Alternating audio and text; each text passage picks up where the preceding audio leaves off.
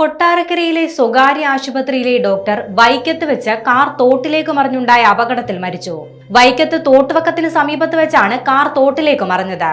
ഒറ്റപ്പാലം സ്വദേശിയായ ഡോക്ടർ അമൽ സൂരജാണ് മരിച്ചത്. 33 വയസ്സായിരുന്നു അമൽ സൂരജിന്. ആദ്യം പാലക്കാട് ഒറ്റപ്പാലം രജിസ്ട്രേഷൻ വാഹനമാണ് അപകടത്തിൽപ്പെട്ടതെന്ന് മാത്രമായിരുന്നു ലഭിച്ച വിവരം. പിന്നാലെ നടന്ന അന്വേഷണത്തിലാണ് ഒറ്റപ്പാലം സ്വദേശിയായ ഡോക്ടർ അമലാണ് മരിച്ചതെന്ന് കണ്ടെത്തിയത്. ഇന്ന് രാവിലെ നാട്ടുകാർ കാർ തോട്ടിലേക്ക് കിടക്കുന്നത് കണ്ടാണ് അപകട വിവരം പുറത്തറിയുന്നത്. ഇന്നലെ രാത്രിയിലായിരിക്കാം കാർ തോട്ടിലേക്ക് മറിഞ്ഞതെന്നാണ് വിവരം. വേമ്പനാട്ട് കായലുമായി ബന്ധിപ്പിക്കുന്ന KV കനാലിലാണ് അപകടം നടന്നത്. രാവിലെ വഴിയാത്രക്കാരാണ് കാറിന്റെ ചക്രങ്ങൾ വെള്ളത്തിന് മുകളിൽ കണ്ടതിനെ തുടർന്ന് പോലീസിൽ വിവരം അറിയിച്ചത്. അഗ്നിരക്ഷാ സേന എത്തി കാർ ഉയർത്തിയപ്പോഴാണ് ഉള്ളിൽ മൃതദേഹം കണ്ടെത്തിയത്. അപകടം നടന്ന റോഡിന്റെ ഭാഗത്ത് കനാലിന് സംരക്ഷണ ഭിത്തിയോ കൈവരികളോ ഇല്ലായിരുന്നു. ഇതാണ് അപകടത്തിന്റെ തീവ്രത വർദ്ധിപ്പിച്ചത്. സംഭവത്തിൽ പോലീസ് CCTV ദൃശ്യങ്ങൾ പരിശോധിച്ച് വിശദമായ അന്വേഷണം ആരംഭിച്ചിട്ടുണ്ട്.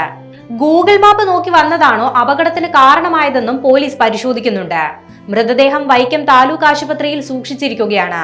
ബന്ധുക്കളെ വിവരം അറിയിച്ചതിനു ശേഷം നടപടിക്രമങ്ങൾ വേഗത്തിലാക്കുമെന്ന് പോലീസ് അറിയിച്ചു.